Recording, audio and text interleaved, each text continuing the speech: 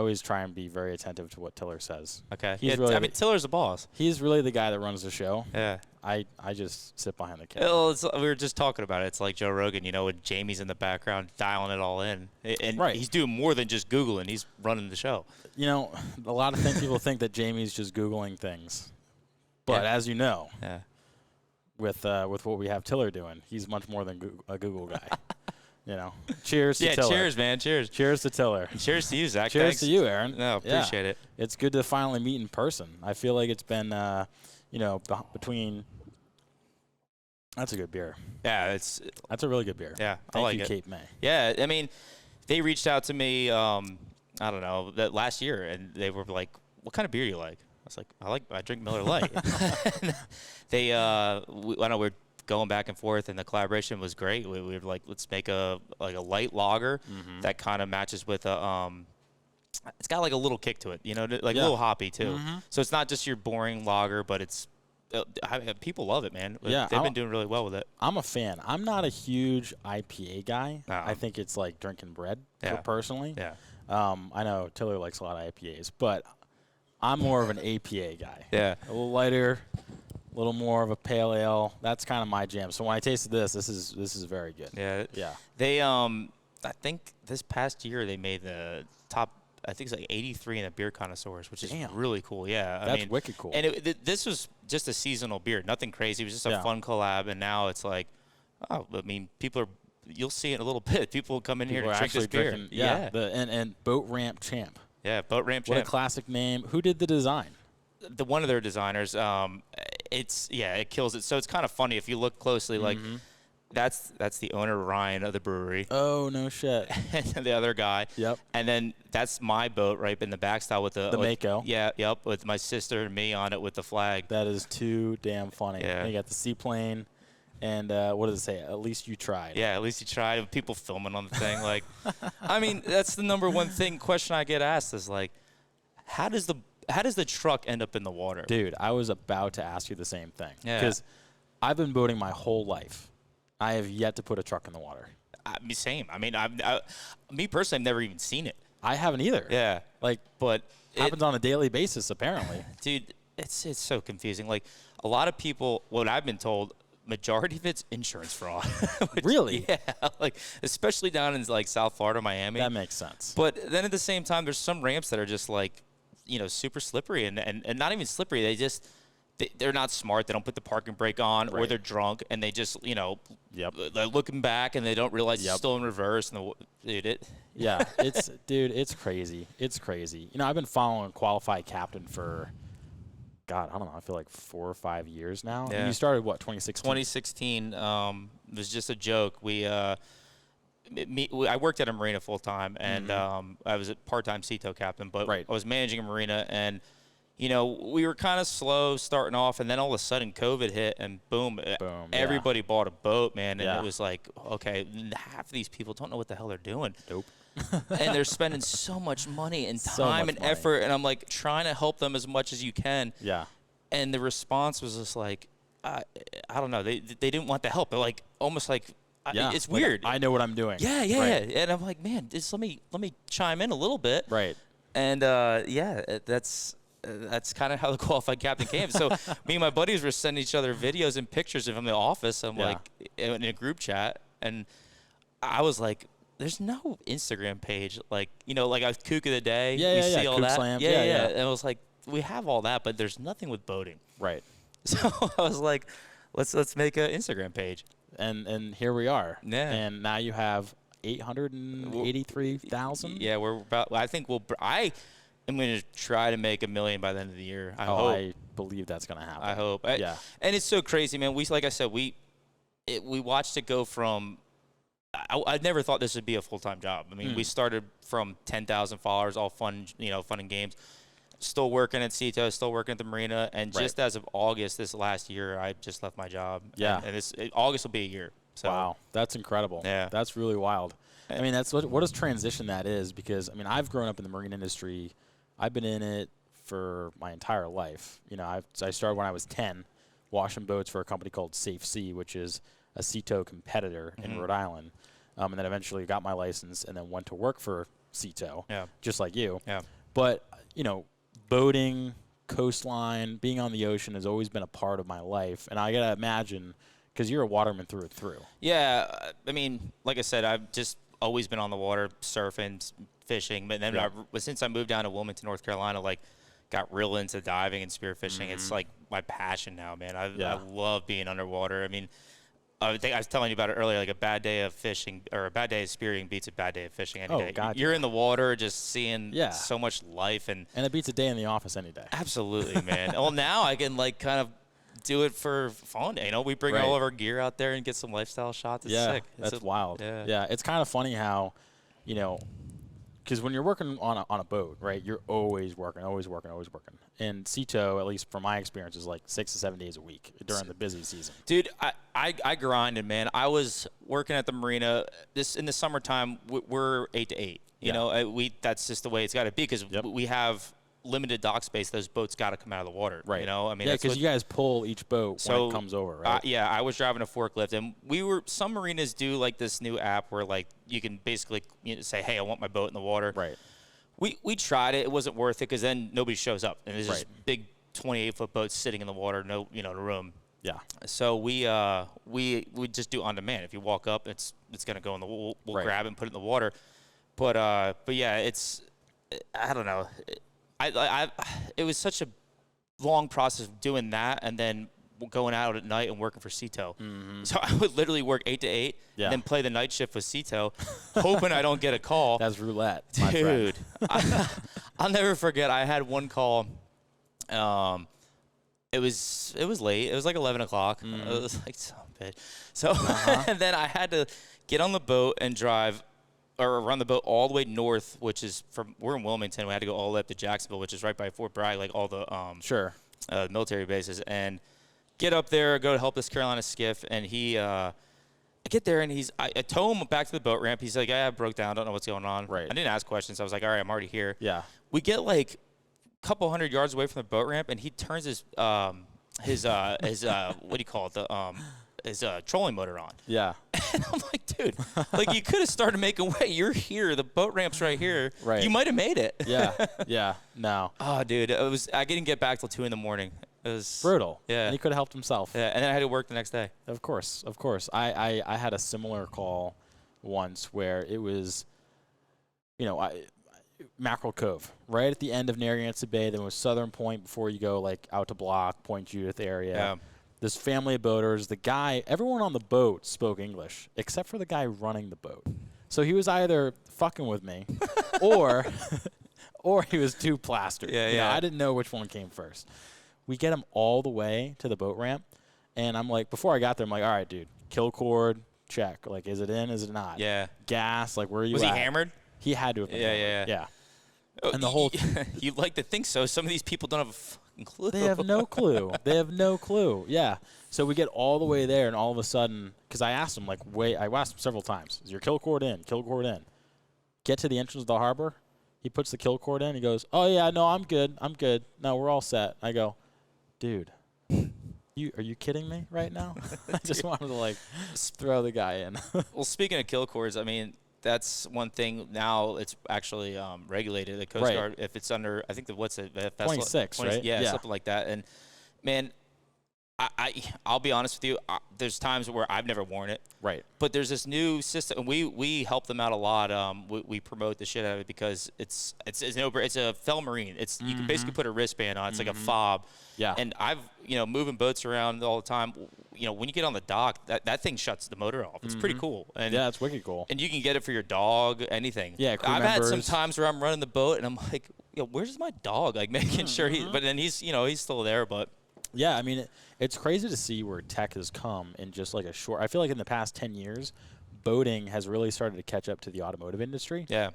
Whereas prior to that, you're using most two-strokes were still around. Yeah. Nowadays, you don't see any of those. Yeah, and it's good. And the technology is great. It's something you got to get used to. For at least for me and you, who've been on the water a whole time, used to those two strokes. It's I mean, some of these new motors, it's all electronic throttles, and it's very, very touchy. Very touchy. Right? Yeah, Oh yeah. Well, I've been doing boater training recently, and just kind of on the side, and it's all electronic shift because the boats are all brand new. Yeah. And, at first I got on the boat and you kind of jump on like, oh, yeah, okay, get on the boat. And going from mechanical to electronic, you're like, holy crap. Yeah. Like, this is. I had one incident where, nothing crazy, but like, I just didn't even realize the thing was just still in reverse. Right. The gap between reverse, neutral, and forward. Incredibly small. Yeah, right? Yeah. It like, pisses me off. Yeah, it's like half an inch. Yeah. And the thing is, the motors are so silent nowadays that sometimes you forget they're even on. And that's the number one thing. Like, we see that too. And people all the time, man, it's just anything can happen so fast. Mm-hmm. You can hit the throttle and everything. It's so important for the captain to be aware. And everybody likes to drink on the water. I get it. But that captain needs to be sober. It's so important. And we work with Ride, Dry, Drive, Dry. I don't know if you've heard of them. Yeah. Yep.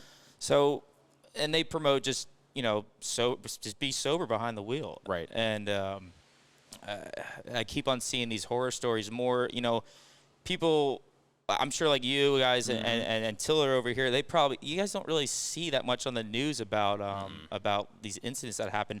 I get it sent to me every day. Yeah. Dude, I've got my inbox list is 100 messages a day. Yeah, endless. And it's like, damn, man, like you try to show these people, and I think we are making a difference. I really do. I think so. I mean, it's been really cool to see that, not only have you guys taken this platform, which is so powerful, and for a variety of different reasons that we're going to get into later on, but it started out as like America's Funniest Home Videos mm-hmm. is what I've kind of explained to people that don't know. Yeah. Which is rare, by the way. Yeah. You guys have kind of become like a household term. Yeah. Not just a brand, like a literal term. You're like the Kleenex of tissues, Yeah. Like people around the docks were like, oh, well, he's qualified, right? Or, oh, sorry, qualified, messed up the tying the cleat or something stupid, mm-hmm. right? Which is incredibly powerful. And it's honestly happened in a relatively short period of time. Very short period of time. Short enough where I'm still acclimating to it. Like I you know what I'm saying? Like you made me think of this story where we got this little local surf spot. You got to get only way to get to it by boat, mm-hmm. and we're there, and we all get up. We're stoked. The waves are going off. We run up and go surf, and my dad was with us, but it was dumping rain. He wanted to go like take some pictures and stuff, mm-hmm. but he was gonna wait for the rain to stop. He's not familiar with the area at all. Yeah. This guy came up and anchored right next to us, and just his boat. I mean, they started off the boat to go surf. Yeah. Boat just beating the shit out of our boat. I'm like, my dad was just doing his thing, his part, moving it, and he doesn't know. He put it right on a sandbar. The tide fell. We came back. We're high and dry. And dude, the best part was like, I had to like this one kid came up to me and he's like, dude, you're gonna end up unqualified captain. Oh, actually. Well, no, I was like, yeah, man, that guy's a real asshole. And then I had to call Cito. And one of your buddies? No, Captain Ryan was just like filming me the whole time as soon as he pulled up. Yeah. I was so pissed off. But dude, it happens, man. That's the thing with the qualified captain. I try to explain to people, like, don't take it personally. Right. We will call you out if you're like doing something stupid, like that balloon thing the other day with the lid. Oh, that was crazy. Yeah, I mean that, and like just some of this stuff's blatantly obvious. Like you're drunk, but shit happens. We've all been there. We've all run aground, like bump bottom, whatever. Oh, yeah. It's part of the learning process. But we're just trying to help people realize, like, just be safe. This is it's when shit hits the fan, you're the only one out there, mm-hmm. and it's another reason why we offer these trauma kits, man. That's we were talking about that earlier.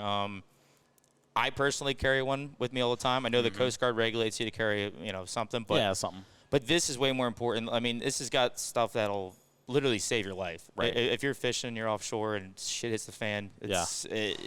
We do a lot of diving, and like I was telling you earlier, my buddy, he just gashed his head mm-hmm. and pretty bad, and they were able to stop the bleed really quick with this. Yeah.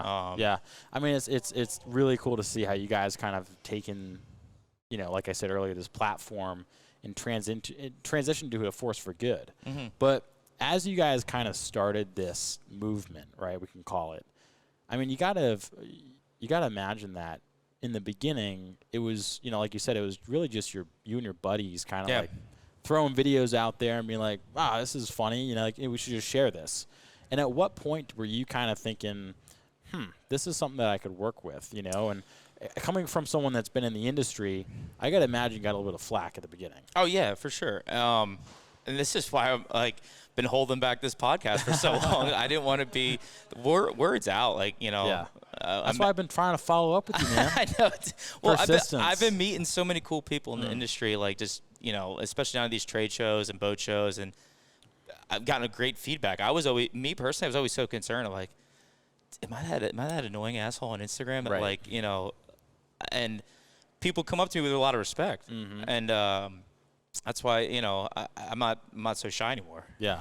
Yeah. And like I said, our goal it was around 2019 going into 2020, right? Right when COVID hit, I was like, let's take this brand and capitalize on it. Let's make something cool with it. Let's show people like, hey, we can learn from these mistakes. Yeah. You can all see it, laugh, have a good time. But the most important thing is like, just don't be that guy. And people reach out to me all the time like, hey, I don't want to be on your page. Like, right. Thank you. Yeah. I get that message all the time. Sure. And I don't know. I think I'm hoping we're making a difference. I don't know. And then another cool part is too, like our clothing brand. We make these awesome hats and shirts, and people love wearing it. Man, it's kind of cool to walk around a bar and see my shirt there, a flag. Right. Or people, a sticker on the back of the truck. Yeah. And whatnot. Like I said, there's more respect for us than I thought there would be. Yeah. And I thank all of our followers and people that enjoy the content. Yeah, it's wild. Yeah. So would you imagine yourself, like, looking back when you're growing up?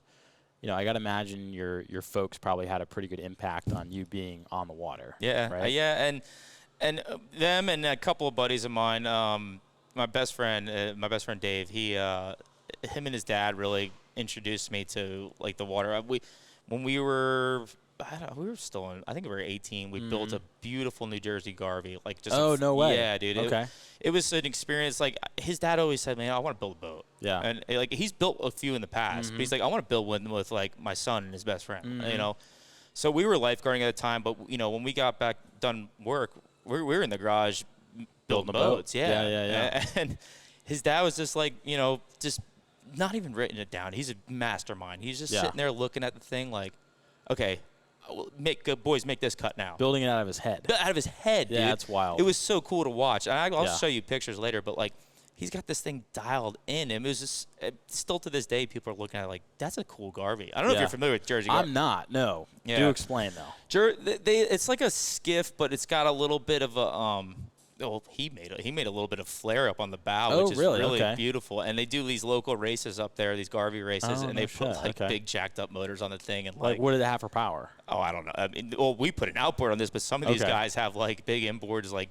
Oh, no way. Yeah, they race the shit out of monsters. Yeah, his dad had a brother that was like, he used to race them, but he never drove it. He was just apparently the crazy guy that had the balls to sit in shotgun and ride. But no, man, it's it was so fun to build that boat. Yeah.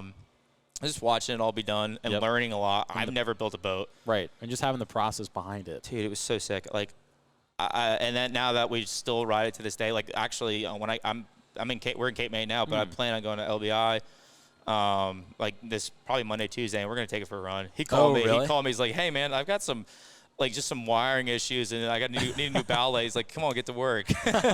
So that's the problem, right? When you become like the boat guy, all of a sudden you're the boat guy. It's like a guy with a pickup truck. Yeah. Like when everyone wants to go move or go for a ride, like you're the guy. You're the guy, and also, now it's really, really funny, especially in Wilmington where I live. My boat stands out. It's like a Mako with a cuddy cabin. I'm sure. I love those boats. Yeah, so it's people just it stands out, right? And everybody knows it's me. Yeah, they're like the qualified cabin. Oh yeah, when I pull up to like there's like a local dock with a bar there, and I pull up there, they're like, eyes on this guy. Like, he better not screw up. He better not screw this one up. Coming in the dock. It's funny as hell. So that I can't talk about building a boat though. That's the coolest thing I've ever done. Yeah. I've been fortunate I built a boat with my dad when I was, I think, 10 or 12, and that'll always stick with me. And then I was fortunate enough to build a boat with a guy named Lou Suzad, who actually has a YouTube channel called Tips from a Shipwright. And the dude, one of the guys that can just build something out of his head. Yeah. Like, incredible. I didn't build the whole thing, but I did get to build most of it. That's sick. And he's like one of those dudes that'll just like, unfortunately, when he passes away, like all that knowledge doesn't exist anymore. It's as we get into the future here, I see that all the time. Like that's gone. That generation's gone. I mean, it's so cool to watch him. He's so funny. He'd be like, just a couple of glasses of bourbon sitting out there, and I just, and it turned out to be incredible. People still have eyes on it to this day. They're like, who built that? Yeah. Like, can we make a mold and build more? And I was just like, we considered it. We were like, man, did we just take this on and make a shitload of them? Right. But that's almost kind of like, you'd almost do that like it would be an injustice. Yeah. Because like one of those boats is so special. So special, man. And I try to, like, we're talking now, and I try to explain, like, the whole building process, but nobody will ever get it. Like, it's one of those things where, like, me, a best friend Dave, and his dad, dude, it was cool. Yeah. It was really cool. We did it in this garage. And we were kind of on a deadline, too. Like, we wanted to get it done. Not in a rush, but we did have it. Summer, right? Yeah, we wanted to get it done, Yeah. And we were hustling, man. Love it. We would work all day and then go in the garage and stay up till, like, 2 in the morning and just build them both. No shit. Yeah. I love that. It was a lot of fun. Yeah. So, I mean, as you've kind of grown into, like, you went to go work in the marine industry, was that by choice, or was that something that you just kind of, like, fell into? That's a good question. I graduated high school. I didn't know what I was going to do. Yeah. And then a buddy of mine, his name's Riley, he was living down in Wilmington, North Carolina for a while, and he's just like, he mentioned to this community college. He's got this great program. It's Cape Fear Community College has got a marine technology program. They got a 135-foot research vessel. Wow. Yeah, dude. I mean, for a community college, it was pretty impressive. That's wicked impressive. They take their students out. And anybody that's listening right now, if you're into the marine industry, I highly recommend it. It was the best decision of my life. I got my hours on a your sea time. Yeah. So I'm assuming you got your 100-ton. Yeah. Yep. No, I got my 50-ton. I'm working on the 100-ton. That's a whole other. Well, now that I'm doing this, I'm right. I'm kind of losing my sea time now. Yeah. But no, those guys at Cape Fear it was the best decision of my life. I got every semester they take their students out on a trip. We went to we did like an overnight trips, just a couple like 100 miles out. Sure. Then we did one to Baltimore, Charleston, and then our senior trip was to the Bahamas as a community college. Like, that's badass. Yeah, man, it was sick, and we learned so much. Like, all of my friends that went to that program, like, we got jobs. Yeah. The one kid, my best friend, he's a hydrographic surveyor, and he's killing it. I mean, he's traveling a lot, but dude, the work they do is pretty wild. Yeah, it's cool. Yeah, it's really cool. And it's not easy. And I don't know. I don't have any. I can't say I hate like a normal college, but all my friends that went to community college and did this program are working and very successful and are homeowners. Yeah. Versus the opposite. Right. So no, it's it's that kind of that thing that's now been going around as like vocational school is not as looked as highly upon, right? Yeah. And I'm a big fan of micro. I don't know if you know micro. Yeah, I do. I love micro. Yeah, micro is like my guy. Yeah, I love him. He's actually part of the reason why I started this podcast, as well as like a few other shows that kind of just wanted to tell the story behind people like yourself, people that work on the water, that work in and around just the coastline, right, and the working waterfront. So, as someone who's been working on the waterfront my whole life, like, it's like, man, how can we relate to those people, and how can we tell these stories? Because all of a sudden you go from being a captain to some guy that's working in the boatyard to now you're actually building a brand and taking all the knowledge to actually help people to become better boaters and better people. Yeah, and that's our goal. Like, initially when I was first messing with this, I thought it was a joke. I was like, who cares? It's just nothing's gonna happen with this. Yeah. Now that I'm getting feedback that we're actually an impact, that's when I'm like, okay, guys, let's all gather together. What can we do? You know. And we do a lot with that. It's fun. I meet some really cool people. I bet. Who's been like what? Like, give me an example. Who's been someone that you've met that's been kind of impactful? Honestly, my family. Yeah. Like, I work with them every day. It's become a family business now. My sister, my mom, they're full time with us, and that's wild. Yeah. But on the other side, I don't know. Just some my close friends. Yeah. Close friends are just like, they give me because they're not scared to give me the feedback. They're like, dude, do this, don't do that, or vice versa. So that's I don't know. I have some of my good friends that are just like, dude, don't say that. And it's all good though, man. It's like I said, it's just people take things too personally sometimes. Yeah. And it's just like, and I'm very cautious. And this is another thing I wanted to mention. when I get some videos, I always ask people, like, what's the situation? What's the story? Right. You know, like, was it mechanical? Was it this? Well, you know, I want to know the details, because a lot of these Instagram pages that are trying to copy us, they don't know what the hell they're doing. Like, they're just posting video because they want the content or whatever. Yeah. And they've reached out to me, like, want to collab on a page. I'm like, dude, I have nothing. It's different. Yeah. This is different. Like, I study this stuff. I talk to the people. Hell, I even pick up the phone. Remember that? I don't know if you remember. We did a story. It was incredible. It was actually in my hometown. This guy was fishing, and he fell off. Yeah. He went to take a piss. Yep. And he was honest with me. I talked to this guy on the phone. And it was so cool, because he was so humble and told me the story. Yep. He went and took a piss and fell off. Yeah. While the boat was still running, like I don't know, 8 or 9 knots, and he was trolling and then fell over. And, dude, he's gone. I mean, he's the only one on the boat. Yeah. And it's going. And I think it was like, it went on for like an hour. While he was swimming for an hour. Just trying to, that's a lot of work. That's a long swim. Yeah. And, or not even a swim, just staying afloat. Yeah. You're burning a lot. Right. And this father and son saw this boat coming right at them. They were bottom fishing, and they saw this boat coming right at them, like, what the hell? And it just missed them. So they realized, they looked at it, and there was nobody on board. So they went and followed it. Damn. And the father was driving the boat. The son actually was able to leap onto the boat. And pretty incredible story. They got on, reported to the Coast Guard, got all that, and they looked in, got the registration. They got all the numbers and details of who it was, and they were looking at the Garmin unit. By the way, Garmin. I'm a big fan of Garmin. I'm a fan. Yeah, it's simple, easy. Anyways, long story short, shout out to Garmin. Yeah, shout out to Garmin. Sponsor us. No, I've worked with Simrad. I've worked with Garmin, but I like Garmin. Yeah. So they traced back the marks on their GPS, because he had it marked, and dude found the guy and saved his life, really. That's nuts. I mean, who knows how long he could have been sitting there. Yeah. They got him on the boat, and pretty crazy story. I got to talk to the father and son for a while. We talked on the phone for like at least an hour. Just wow. We still connect. The guy's been begging me to play golf. That's awesome. Yeah. I mean, it's connections like that you'd never know, and at the same time, a story that, you know, I feel like a lot of things that happen on the water go completely untold. You know, and it's like, you know, we were talking on the phone yesterday, and the guys that are doing the towboat work are the first responders. Yeah. You know, a lot of times, you know, shout out to the Coast Guard for doing what they do, but a lot of times they're not able to get there as fast. Just we're out patrolling every day. Yeah, that's and you personally working for, you know what I'm talking about when we 100%. I mean, there's some times where we're the first ones on the scene. We're out there. If I get a call on the radio and I hear something's going on, I'm gonna go hop on that. You know, and I'm excited, but at the same time, I'm like, I'm not I can do what I can to help, but I'm not, I'm not a paramedic. Yeah. But I know how to do CPR. Same here. Yeah. But sometimes it's like, I mean, I know I've seen shit I didn't want to see. Yeah.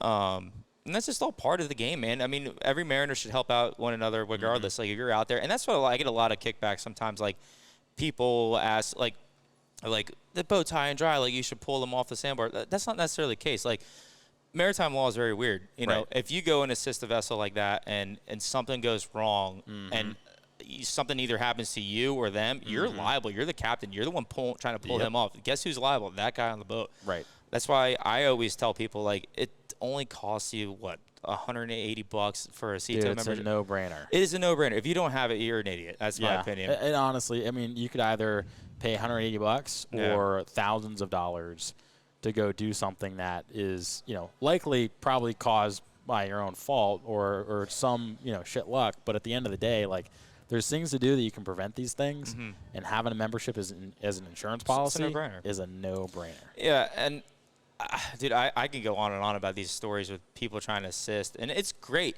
But if something happens and somebody's under immediate distress, like immediate distress, that's when you go in and chip in. Like, and I get it. Like, if something's going on, you can try to help as much as you can. But if somebody's aground, don't try and pull that thing off the boat. Not worth it. There's a horror story. I'll tell you about it. It makes me cringe. This kid, he was probably a little younger than us. He went to go try to help his buddy pull him off at like midnight.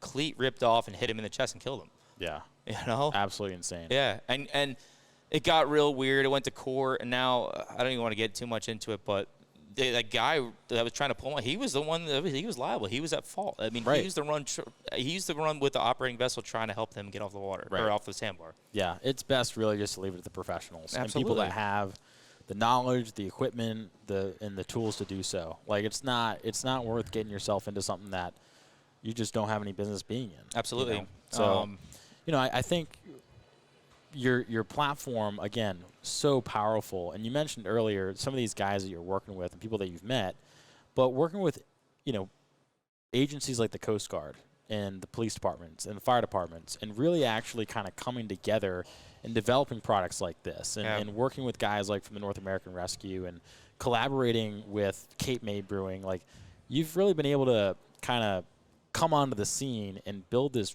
really neat community around boating. Yeah, that was kind of our goal. I mean, and meeting up with you, I mean, that's what you do. It was like, this fits perfectly. I'm not going to go do a podcast with somebody that doesn't have nothing to do with, like, this industry. Oh, love it. Yeah, Let's go. Yeah, dude. Like, let's go. I mean, I know I've been holding you back for a little while, but everything comes in good time. It does. And, it's kind of cool, man. We got a good relationship with a lot of people, not just on the East Coast. I mean, that's where we're from, but it's becoming all over the world. I mean, I go down to Puerto Rico a lot, and I see people down there that are like, oh, let's go fishing, like, do this.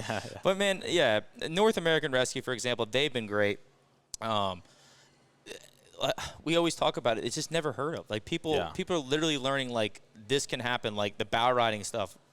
Dude, that is insane to me. It is crazy. Out of everything that I see on Qualified Captain, I look at the bow riding, and I just go, what is that? Because usually it's young kids. Because young kids, they want to get on the bow, think it's fun, and like.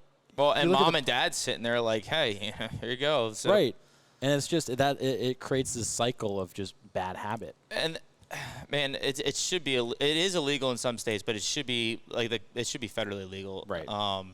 I like I said, I hear the stories all the time. There's a poor girl that died last year in the Outer Banks. She, her father bumped bottom just a slightest bit when she was on the bow. Right. Flipped off, and then he got back up on plane. Crazy. Yeah. It's sad, and it's all unnecessary. Like, it really doesn't have to happen. So, other than you think the platform itself, what other ways do you think people can actually become better boaters? Like, aside from taking a course, because I think that's kind of the easy answer, but it doesn't really eventually solve the problem. Because you can go show up for a driving course. Absolutely. But people suck at driving. Absolutely. I think just what we offer, too, which is pretty cool. I was telling you about it earlier, as you're a captain. A good buddy of mine, Chris, who does this all of our boating safety courses online, which is great. But he wanted to make a difference. He's like, man, this is good and all. This is for the people that aren't required to take a boating safety course. You know, if you're over like a certain age, you don't need shit. Like, you just go on turnkey, go. But no, Chris offered. He took him a while. He built a database online where, me or you can type in a zip code and find a list of local captains that are willing to help you. Yeah. And that's the most important thing for me. You need to go run a boat. You can't just turnkey and go. You gotta be on the water. Yeah, like, it took me a couple days. I got my girlfriend already knows like what she's doing. Right. It doesn't take long. And another thing I try to tell people when I work at the Marina, I'm like, take that like Monday or Tuesday evening and go give it a try when nobody's out there. 100%. Don't wait till 4th of July. No, Marvel time. Bad idea. And then we saw that all the time at the Marina, and I tried to show people like, dude, this is. Just take this opportunity. I'll help you. Right. But no, I know what I'm doing. Yeah. I like this $200,000 boat. Right. And that's the nutty thing is, like, when someone says, like, all right, what kind of boat should I get? I'm the kind of guy that I grew up on older boats. Yeah. And then, but what we would do is we'd repower them with new motors, right? Because that's really what the issue is going to be. Well, first of all, nobody builds boats like they used to. 100%. 100%. So I grew up on a 1992 V20 step lift. I don't know if you know the boat. But Wellcraft. Okay. Wellcraft. Okay. Yeah. Or and then a Boston Whaler Montauk. Okay. Which that has a funny story. I'll have to tell you later on that one. But like being able to grow up on those types of boats and transition into learning how to drive big boats. Yeah. It's like you learn on something that isn't $200,000 or $300,000. These crazy astronomical numbers. And you kind of start small and you work your way up. I feel like people are getting into this industry and into this sport, and they're buying a $500,000 boat. You're like, man, that's a house on the water, dude. And and I know they would have called me or my buddy Cam and be like, "Yo, can you guys run the boat for us? We don't know what we're doing." I'd be like, "Yeah, cool, money." Yeah. And as you get more experience, the bigger the boat, the easier to drive. 100%. Easier to dock at least. Sometimes you know how it is, but that we call them the COVID boaters. It's just and just wait. I don't know if anybody's waiting to buy a boat. Hold tight for a little bit. I think if people are going to start getting really good deals on a boat. Yeah. I think so. I don't know though. It might. I don't know. Yeah, I mean, I've heard rumors that this is like a 10-year trajectory of like outdoor recreation because who knows, winter comes around and maybe things shut down again or not, and no one really knows anymore, but the outdoors are something that you can't get away from. Yeah, you can't not have people in the outdoors. And I just bought a boat slip, my first slip. Like I was always renting, but I've just Oh, okay. Yeah, I'm stoked. We just bought a 36-foot slip. So nice. Yeah. What'd you get? I don't have a boat yet. Oh, you don't have a boat. Oh, I got you have the Mako, I got my right? 23 Mako in there, but I bought it just because we're gonna grow into it. Well, yeah. Well, where we're at, they're not building any more marinas by us. Right. They can't legally. Right. So I don't know. I saw it as a good investment. If I'm not using it, you can rent it for a stupid amount right now. Right. Oh, so you actually bought the slip? Yeah, I bought the slip. Oh, interesting. Okay. So a lot of it's part of a yacht club almost. Right. I'm technically not even. It's not even a deed. It's like a certificate or membership. So sure. I'm a member now, and I own the slip. But you can rent it, and it's something I love to do, man. I was you know what? I'm not gonna go deal with the boat ramp. No. I've been working at the boat ramp for years. Yes. I'm not doing that anymore. Yes. And you can't. Lucky enough, you even find a slip, Yeah. or not a slip, a parking spot at the boat ramp. Right. And the boat slip I bought, there's like a 4 or 5 year wait list on that. It's nuts. Yeah. To get a mooring in Wickford Harbor, it's like same thing. It's crazy wait list. Yeah. Like someone has to die in order for you to get on the list. Well, and that's why we snagged it. I mean, we were renting it, and the owner, I was about to sign the next year's lease in August, and he's like, man, I want to sell it. And he gave me the first offer. And if I didn't take that offer, it would have been gone tomorrow, the next day. So are you going to deck it out with like qualified cap and flags and all this? No, I don't. I'm just going to – we might wrap a boat one day. But for now, honestly, I might rent it for a little while to help me pay it off. There you go. There you go. What kind of boat are we going to fill it with? Man, I've been trying. I've been working a bunch of boats. I want a big center console. Okay. Like, what were you thinking? Freeman? No, not that. Yellowfin was in the option, or Freeman. Not Sea Hunter or Front Runner. Front Runner makes a badass boat. Front Runner makes a very cool boat. Yeah, dude. I've been talking to those guys a lot. They're cool. Some of the guys that are they're from up here that work for them. Oh, yeah? Yeah. And those guys will be able to get you a deal, huh? We're working on it. Front Runner. I know. Get Aaron a boat. Suzuki's all on board. They want to work with us, so I'm stoked with that. But I've been really – so I was always a Yamaha guy. Yeah. And Suzuki has been really impressive. They do this new I don't know how much of a difference it is, but I think it's difference it makes. But I think it's cool. They do a microplastic filter now. I just saw that the other day. Yeah. And working now in the apparel industry, this is something crazy that I never knew of. There's so much microplastic that comes off of this. It's insane. And people are worried about straws and all this shit. Yeah. It's coming from the shirts. It's coming in your clothes. Yeah, dude. And it's insane. Microplastic is like the worst thing. 100%. Like, straws, yes, we know we have a pollution problem. Right. But it's a whole. Well, I can talk about that for a whole other. Yeah, well, I think people got worked up on straws because they saw the turtle. Yeah. Right? Remember that video that went viral? But in reality, that was horrible, right? Love sea turtles or honus if you're from Hawaii. But if you go into your lint drawer out of your dryer and you pull that out, it's all plastic. Yeah. And all of that is in your washer before it goes into the dryer. So just imagine all that water is going down the drain. Yeah, man. It's think of it as in like the factories that are making your shirts. Even worse. You know what I'm saying? Like that are, most of them are coming from China or something, Pakistan, whatever. But yeah, that's being filtered right now. Crazy. Absolutely nuts. But you guys have been really doing a great job about not only implementing a lot of great boater safety knowledge and whatnot, but you've then spun this off into a completely separate business almost, which is apparel. Yeah. You know, and through that, you guys do practice like sustainability and preaching those things and like the balloon stuff that you guys do. And so talk to me about that. Like all of a sudden you have this platform and you're like, man, boater safety, no brainer. teach people how to love the ocean has kind of always been my theme, but it sounds like it's pretty similar to your theme as well. But then you have like, all right, well, let's build this into like a business, and compete with other brands. We just want to be that brand that like everybody wants to wear. I want to see everybody, in the industry be proud to wear that shirt. Right. Like, I mean, not embarrassed, like stoked, like hell yeah, I'm a qualified captain. I'm I mean, I'm legit. Such a good name, by the way. Yeah, it was funny. We were just sitting there, just trying to think of a name. Boom, that popped up. Qualified. And my sister's the graphic designer. She's the one. Well, this is a different shirt, but she made the real logo on it, everything. Right, the one on your hat. Yeah, and that stands out. Like, no, Oh, it's easy. You can't miss it. Right. I love how it's the shipwreck symbol, like on a chart. Yeah. A lot of people don't have no idea what that is. Yeah. If you know, you know. Right. You're qualified. Yeah. No, but back to like the pollution side and all that. Yeah, anything that we can like contribute to, I'm always sharing on ours. Like Captains for Clean Water down in Florida. Like they just actually vetoed that bill down there with. I saw that. Yeah, so that was pretty cool. Anything I can do to help, even if I'm from there or not locally, whatever. Yeah, we'll contribute. Yeah. So why do you think that's so important? I mean, obviously from an environmental standpoint, but to keep utilizing your platform for not only to build your own brand, but to really build some good into this community. It's just the right thing to do. Yeah. I mean, it's whether it helps the brand or not. I mean, some people have their own opinions. My opinion, I don't give a shit. Like if you like it, that's cool. If not, I'm gonna still say what I want to say. Yeah. And so far we got a lot of respect from it. Yeah. That's one thing that I've noticed with qualified is, and I feel like you've kind of become that term, like qualified, right? Qualified. Hashtag qualified. Hashtag qualified. Qualified captain.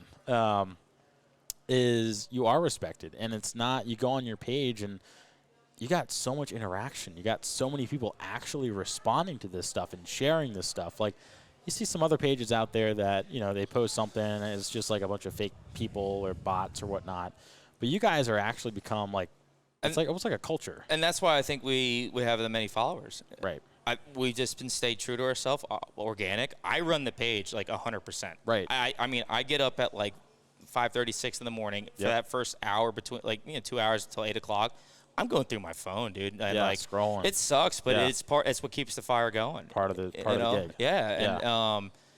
And it's just, and I don't. There's so many people that reach out, hey, post for post, or tag me in this, and we'll do like a shout out. And I'm like, dude, I could care less. Like, not interested. No. Unless it's authentic with the brand, which I think is, there was this guy, Michael Sims from Hook and Gaff Watches. I don't know if you've heard of him before. Mm-hmm. But he always talks about building a brand that lasts. Yeah. And that's something that's stuck with me. Like, I've interviewed a lot of people, and building a brand that lasts from Michael Sims has always stuck with me, because that's truly being authentic to yourself. Yeah. So trying to stay authentic, like, what does that mean for Qualified Captain? It's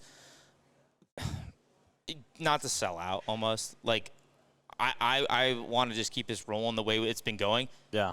The pieces will build together. Good things happen to good people that work hard. Yep. That's how I've always been taught. And just let the puzzle just build itself. You know, don't go out of your way to do something crazy. Just work hard and let it happen, and it'll happen. It'll happen. It'll happen quicker than you think. The guy that built the boat, he's like, it's just a game. Just let it just do its thing. Just keep doing what you're doing. Yeah.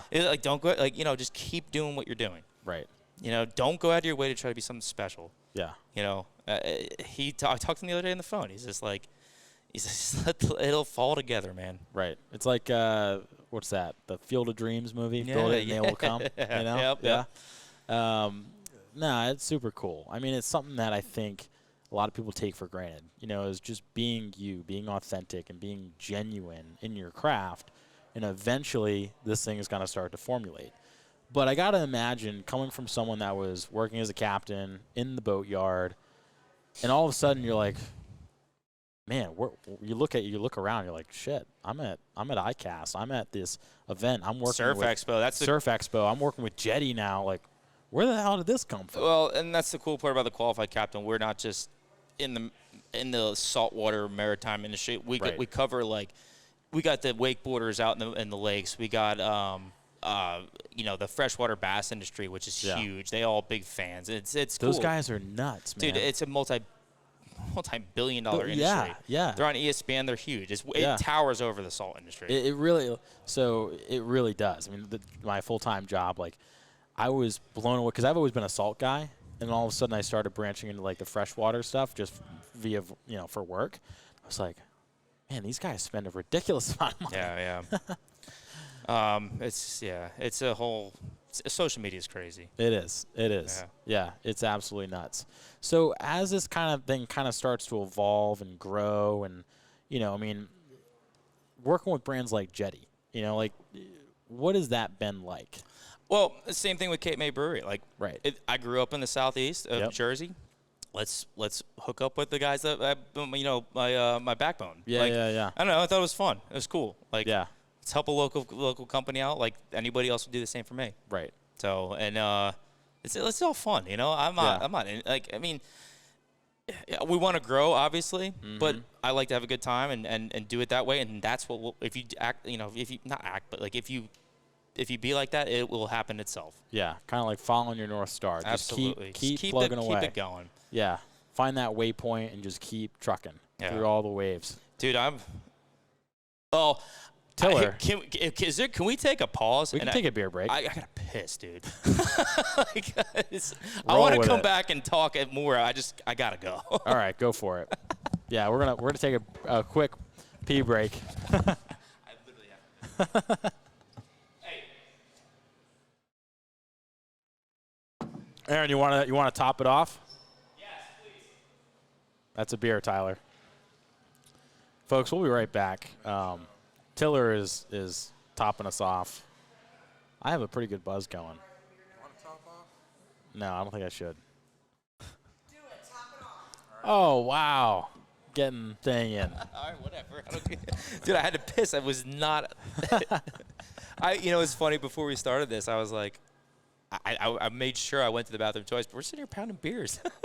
That's hey, by the way, cheers, dude. Cheers again. I can't thank Along the Keel and Zach enough. Like, you just literally got up this morning and drove to from Rhode Island to here. 4 a.m. It was a fun drive. It actually wasn't bad. Well, we probably took a wrong turn at some point because I texted you 2 hours, and that was at like 9:30. And then, no, we're not getting into that, Tyler. I was Tiller. Tiller is, for those that are listening, we'll leave this part in. We'll go back a little bit. Tiller is our executive producer here at Along the Keel. I'm just now the face behind things. Awesome, man. Congrats. Yeah. That's it's been, right? Yeah, dude. I mean, it's a lot of work. It is. I keep getting bugged by some of our guys that, our sales reps, and like, we need more lifestyle, more content. I'm like, I'm not a photographer. I'm not right? Dude, I got to give these guys so much credit because it's tough. It is. I'll tell you how. So Tiller and I actually coming up on our 1 year anniversary. High five. Love you. The Waterman Eco Challenge is a Waterman event that is in Narragansett Beach, and it overlooks the towers. And we got approached by Brian Guadagno, who owns Raw Element Sunscreen. Okay. And basically they throw this event with paddleboarding, swimming. It's like a beach safety day. And they do this like swim race, right? All ages. We had this one girl who was like maybe 10 or 12 come down, do the race all by herself, like was a total beast. It's awesome. And, it was sick. And this is all in the ocean, mind you, right? Tiller, I met at a bonfire the weekend before, which we had known each other throughout college a little bit.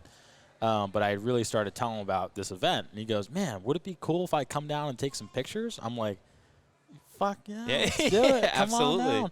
And he's like, and he texts me the next morning, like the week before. He goes, hey, can I rent like a camera lens? And I'm like, how much is it? He's like, it's like $100. I'm like, sure, go for it. Like, I'll pay you back, whatever. And then now we're here drinking beers with the qualified Killing captain. it, man. Yeah. I mean, I'm just another guy.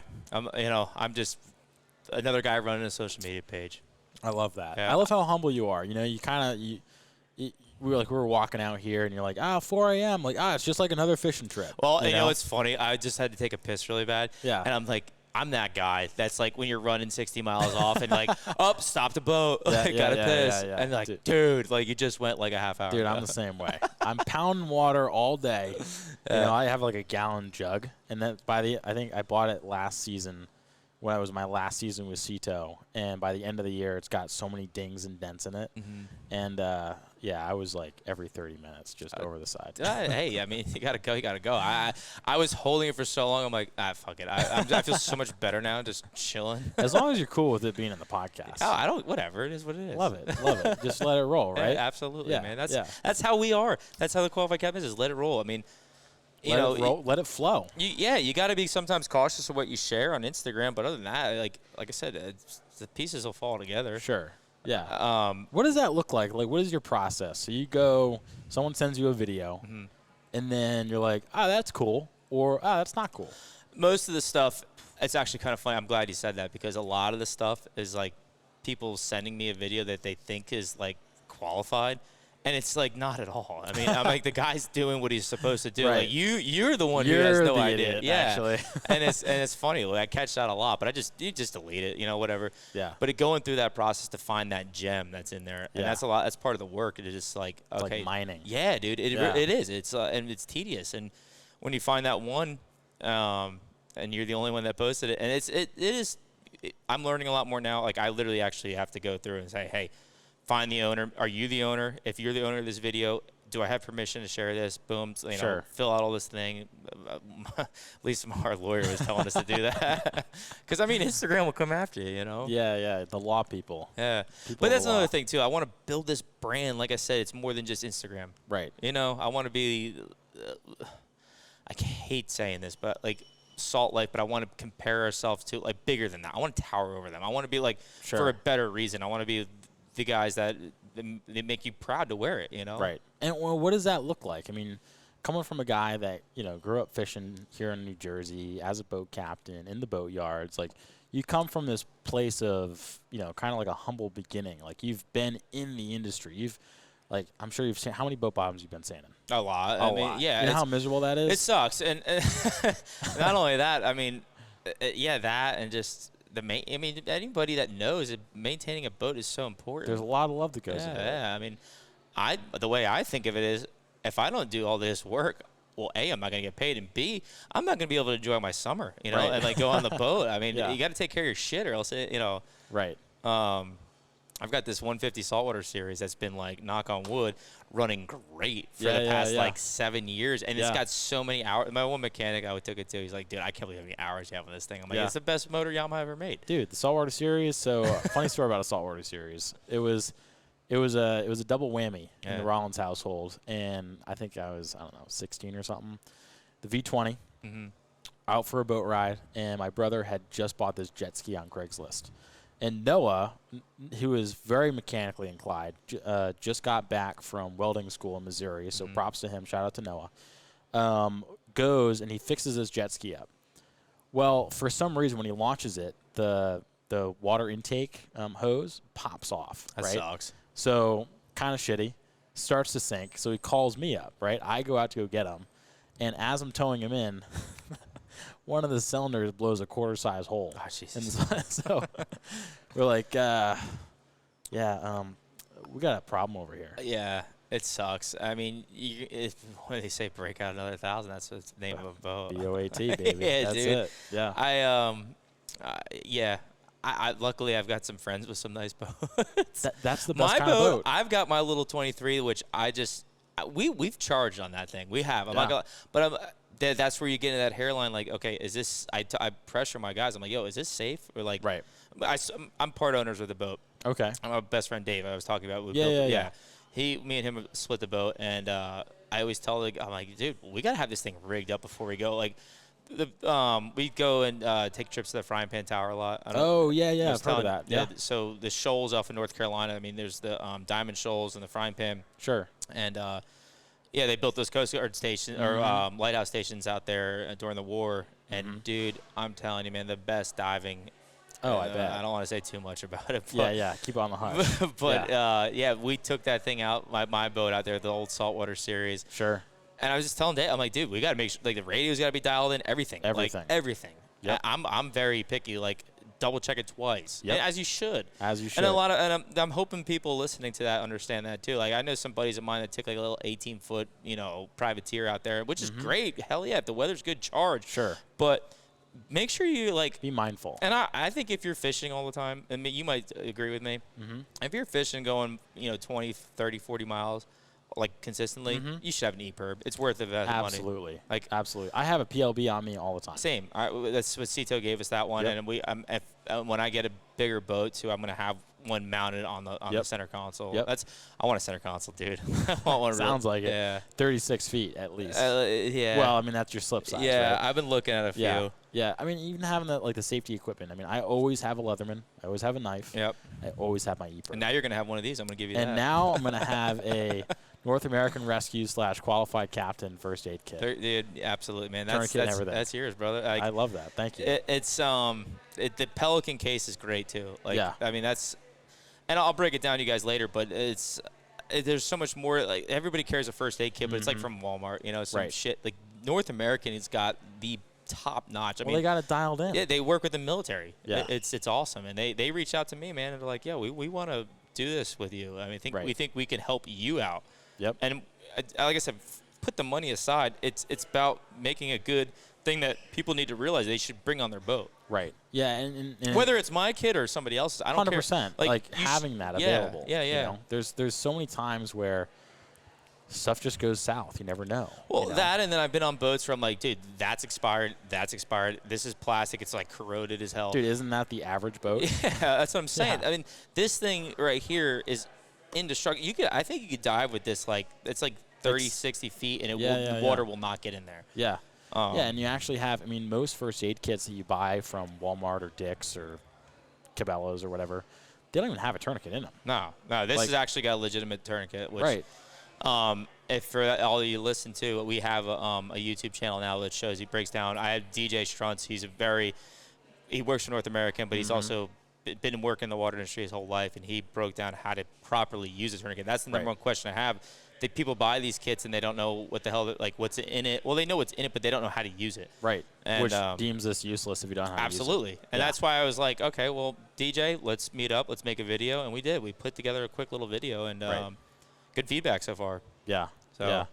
Nah, man. It's been really neat to watch Qualified grow. I remember when, if we use your followers as a metric, right? You were in the couple hundred, and now you've grown and you've really created this great brand. I watched from 2018 to 19, where at 100, 200,000. I was stoked. I was cool. Yeah, I was it's badass. I was well, no, I was this is cool.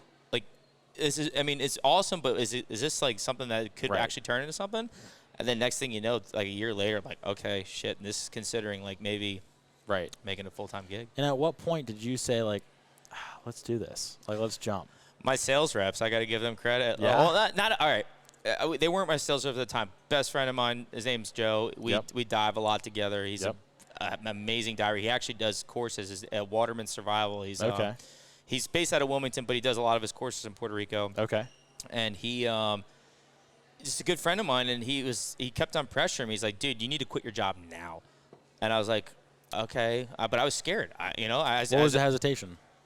I don't know. I was just I bought a house. I was I bought a house way before Qualified Captain. I was with the hours I put on Cito and at the Marina. But Joe's like, dude, you got to make a move, and it's hot. Just do it. And I was like, all right, you know what? Took me I finished off my summer with those guys. I didn't want to leave them high and dry in the summer. It's busiest time of year. I finished it out, and then I left in August, and Joe's the man. That's the one that really pushed it. And he was so confident where him and he owns a sales rep agency. They're the #1 Smith and Richardson rep in the East Coast. Oh, wow. Yeah, okay. They're amazing. Good friend to have. Absolutely. And they took on Qualified Captain, man. And now, because of them, we have sales reps from we got accounts from Maine to Florida, which is pretty cool. Wow. Yeah. That's incredible. Yeah, and hats off to them, man. We tried to mess with wholesale a little bit ourselves, but that's a whole nother ballgame. And it still is to this day. I went from running boats to now folding T-shirts and making, you know what I'm saying, and putting tags on them. But that's our goal, man. We want to be a big influencer on social media, but we also want to be a badass brand that people want to rep the gear. Yeah, really rep it out. Yeah. Yeah, it's been kind of cool how we connected. I don't know if you were a while ago. I was a while ago. Yeah, dude. Initially, when you're an OG. Pleasantly persistent is how I say it. But it was your buddy John. I'm gonna pronounce Dornelis. Yeah. Yes, he put this like APB out on Instagram, being like, "Hey, my buddy, don't know who it is, right? Is curious about some Shopify questions." And at the time, I had been doing some stuff with Shopify with other brands, and I was like, "Yeah, I'm happy to chat." And all of a sudden, you pop up, and we had a Zoom or Google Meet or something like that. Yeah, we met. I think something like that. Yeah, something like that. And it's like a Tuesday night, like late at night. And all of a sudden, you're like, "Oh yeah, well, no, I run this page." I'm like, "Oh, cool. What's the page?" I'm like, "Oh, qualified captain." I'm like, "Oh, hold on, hold on." The qualified captain. He's like, "Yeah." I'm like, "Oh shit, this is really rad." Like, then we told you about the podcast. We met at ICAST a few years ago. I met your mom actually. Yeah. We were all down there. Yeah. Like I said, if it wasn't for my mom and sister, like we would be nowhere. Yeah. 100%. Like they're the bread and butter. But no, John is a legend. That guy is actually been like an inspiration to me. Besides put Instagram all aside, he's always just pointing me in the right direction. Yeah. Hell of a diver. That's like I think I mentioned earlier, but I love free diving and spearfishing. Yeah. It's like my passion. And John's just always just such a nice guy, man. He's just like, "Here, let me help you guys out. You know, I want to be an ambassador for you." And for John Dornelis to say that to me, it was like, fuck yeah, this is sick. Let's go. Yeah, like, that's awesome. I know. I was stoked. And now I'm in Jersey till the 28th. I go back home for 10 days, and I fly out to Homer, Alaska to meet up with John. That's right. You're going halibut fishing, right? Well, spear fishing. We got a week with Coldwater, Alaska. I don't know if you guys follow Coldwater, but you should. Coldwater, Alaska is dude, these guys are badass, man. It's a whole nother world out there. Yeah. I mean, they're diving to survive and hunting, and there's a whole the lifestyle's sweet. Like I'm scared I'm gonna go up there and not come back, you know. But no, I'm going up there in July, and we're going to be there for 2 weeks. 1 week on diving, and then 1 week on just hiking and that's awesome. Yeah, chilling and checking everything out. See a couple meese and dude, I mean, and some bears. My buddy John's like, dude, you're going to see bald eagles like they're seagulls. You know? That's so. I interviewed actually episode number 2 of Along the Keel was these folks called Rugged Seas. Shout out to Rugged Seas. They're up in Maine, and they actually take fishing bibs, repurpose them into bags and wallets and all this other stuff. And they have like T-shirts and hats and whatnot.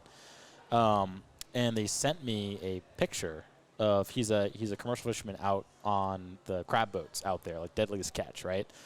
And I was blown away. The seagulls are they're all bald eagles. Bald eagles, yeah. And I'm like, at some point they become like a nuisance. Yeah. And you're like, that's the symbol of they're freedom. They're like, get it. And they're like, get out of here. That and he's just like I don't know. He's like, there's grizzly bears and I don't know. I'm really excited, man. I've always been I surf a lot and do all that, but the hell with all that. I've always wanted to go to Alaska. Like people always like say, "Oh, dude, what about Hawaii? What about California?" I'm like, no, I want to go to Alaska. Dude. Have you been to Hawaii yet? Nah, I've never been. You've never been? Oh man. I will. Yeah. You got to go. I've got a lot of I forget the guy's name. He works on not works. He did an episode with meat eaters. Danny Bolton. The tuna fit guy. Yeah, Danny Bolton. Yeah. How do you know Danny? I don't know. He's a big fan. He DMs me a lot. Shut up, yeah, really? Yeah. Dude, I know Danny really well. Okay. Like, really well. Yeah. And his wife, Sule, was actually a coach at the gym that I trained at. Oh, no shit. And then through her, I met Danny, and now Danny and I actually kind of work together on some things, or starting to work together on some things. But, yeah, Danny's a rad dude. I've always wanted to go. Yeah.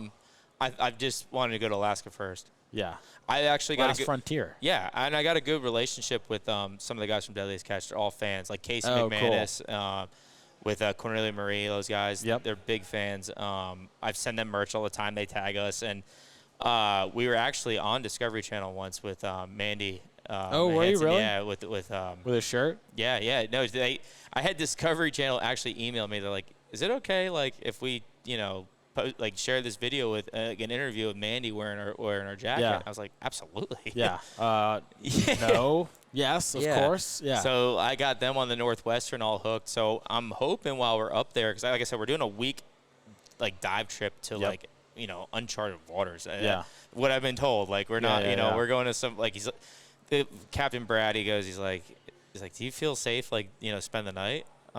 Fuck yeah, let's do it. Yeah, let's go. Come on now, we're going to Alaska. Yeah, absolutely. So we're doing that, and then the second week I'm gonna just be chilling, like it's kind of relaxing, enjoying my vacation. Sure. And then hopefully maybe try to reach out to some of those king crab fishermen. That's awesome. Yeah, and I just want to like just do what we're doing. Right. You know, whether we're recording or not, I just want to shoot the shit. Yeah. You know it's been what I've learned through having a podcast, growing Along the Keel, is the fact that now you can go anywhere in the country and have a conversation with someone, shoot the shit, have dinner, stay at their house. Absolutely. Like last month, Tiller and I went down to Virginia Beach to meet with the Chasing Tides guys. Yeah. I stayed at their house. We hung out, did a podcast, went fishing. And I'm thinking to myself, I'm sitting there, I'm like, man, this would have never have happened if I had never started Along the Keel, right, in this podcast. Like, and then the same thing with you. Like, if you had never made that first post on Instagram, I'd be still towing boats. You'd be towing boats, right? I mean, that's wild. Yeah. All through the power of the internet. Yeah. It's pretty nuts. It's social media. It's scary. Yeah. But it's also, I don't know, I like it at the same time, but I hate it. You know what I'm saying? Sure. It's for all those listening, enjoy it and laugh and don't waste your time on it. You know, I mean, I've caught myself doing it. I'll be the first one to admit it. Like, I mean, that's what I do now, though. Right. But there's this, go be the one that's sharing that badass shit on Instagram. Right. Don't be the one that's just like, you be know, making the content. Yeah, man. Not consuming the content. Absolutely. I consume a little bit. Yeah, we all do. We have to We laugh. all do. Yeah, Right? exactly. Tiller, you do too. Oh, I send Tiller a bunch of stuff. We're always DMing each other. Yeah, tons of stuff.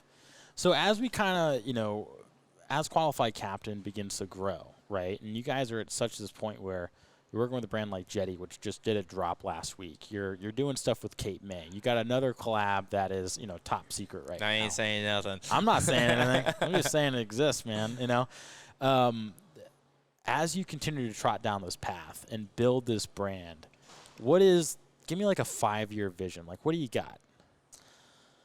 A 5-year vision. Like I told you earlier, I don't know. Let the pieces just fall together. You know what I'm saying? Like, you're building a puzzle. Yep. You're working on it as it goes. If that makes sense. No, it makes perfect sense. Yeah.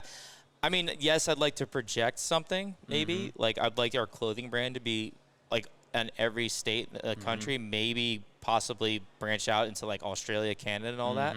But for now, just let it keep rolling, man. It's going to happen. Like, you can rush things, and sometimes that's when you make mistakes. Yep. When the right opportunity comes, it'll happen. Like Cape May Brewery, for example, they reached out to me out of nowhere, and I was just like, I wanted to do a beer with somebody. Always did. And it was a local company, a brewery by us, and they wanted to do a collab. But then COVID hit, and it just didn't happen. And then Cape May reached out to me, and I was like, I did some. And it's so weird. They had no idea I was from Jersey. They just like followed my page. The owner Ryan was like, dude, I love Qualified Captain. Like, let's do something. So that's how that started. Yeah. I was like, no brainer, done. That's a perfect fit. Yeah, done. It's and that's how things happen, man. Yeah. Like it's just you if you pay attention and just do your homework, and people reach out, and I don't know.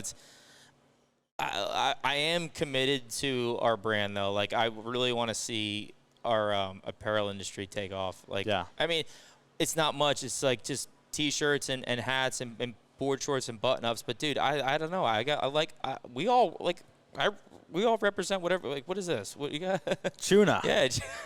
Shout out to Kurt. Yeah, that's what I'm saying. He sent me this yesterday. No, like, I don't wear like randoms. I like Nike or nothing. I wear like my local boys landscaping company and stuff. Yeah, people that I support. Yeah, all my local friends, they're repping Qualified all day long. And it's sick. We all just Yep. And it represents who you are as a person and who you want to be a part of, right? I mean, there's a part of it that comes down to like the actual material and how it fits and feels. But if it's someone that you know and love and a friend, you're always going to gravitate towards that. Absolutely. Yeah, it's kind of cool. My my family, they live up like a little bit north, like towards New York, and they'll reach out to me like, dude, I just in ShopRite and I saw your beard there, or I was just at this local outdoor shop and like your hats are there. Right. It's like cool. It means it's working. Yeah. We're doing something right. Yeah. It's this past year I mean, it's all been really fun. It still is fun. Yeah. This past year's been so stressful though. Why is that? It's just because, man, I'm leaving. It's my first year doing it full time. Right. I've got employees. I've got bills to pay now, and I've also have like just managing everything is a whole nother ballgame. I could talk about that all day long. Yeah. Inventory is so important, especially right now with like the supply chain the shortages and whatnot. Dude, it's a whole nother ballgame. Yeah. And we're making do with it, but as a small brand or company or whatever you want to call it, just trying to get from here to here. Yeah. It's been tough. I mean, like I said, we're learning as I'm learning as I go. Luckily, I've got like some killer sales reps. I got a good buddy of mine who I hired. He's been great. Yeah. He's been like I've been learning off him. Me and him will have like 2-hour-long phone conversations, and I think every bit of it is worth every penny. Yeah. I'm listening to him. I'm picking up information.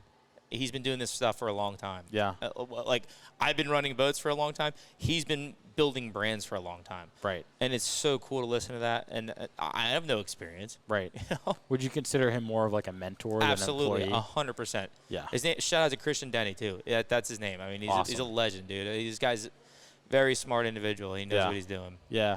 You know, there's something to be said about building your community. You know, we talked a lot about like Cape May, Jetty, all these other brand, North American Rescue. But having your community of friends and family is one thing, but then having someone that is, because your friends and family are always going to support, right? Yeah. They're going to be your cheerleaders.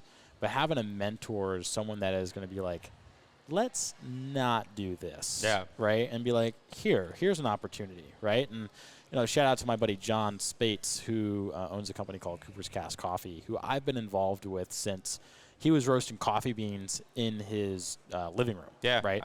And I'd walk up there, you know, through the snow and whatnot in college, and we'd go and pack beans in his living room. His wife, Danny, would make paleo muffins, right? F45 CrossFit, you know, quality muffins here. And, you know, we'd pack till dawn, right? Till like 1 o'clock in the morning.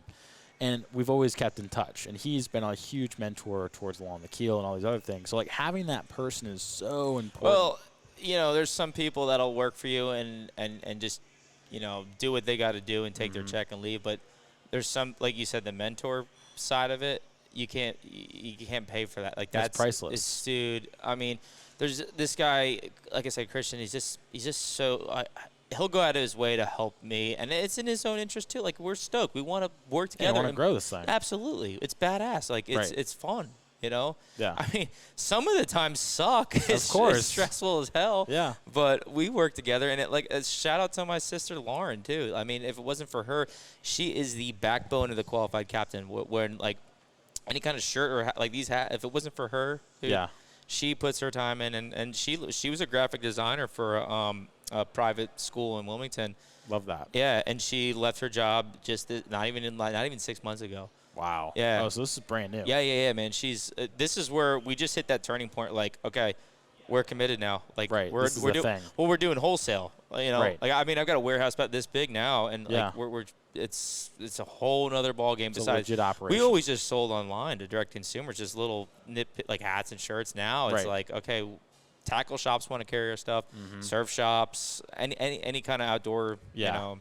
Yeah, it's one thing to commit to the customer, right, to the actual end consumer. Yeah. And then committing then to a wholesaler, which is, all right, they're the middleman, but these are the people that are really going to start to churn the water and make the brand. That's right, and that's why I did it. Yeah. I mean, I could have stayed direct consumer all day long, but if I really want to build this brand, I want, like, you know, grandpa who doesn't have Instagram to be like, oh, this is cool. That's like, a cool shirt. Yeah, or not even that's a cool shirt. Like, tell me some background about why should I wear this, and he'll do some research, like, or watch this podcast and be like, okay, hell yeah. Yeah. You know? Yeah. So, 100%.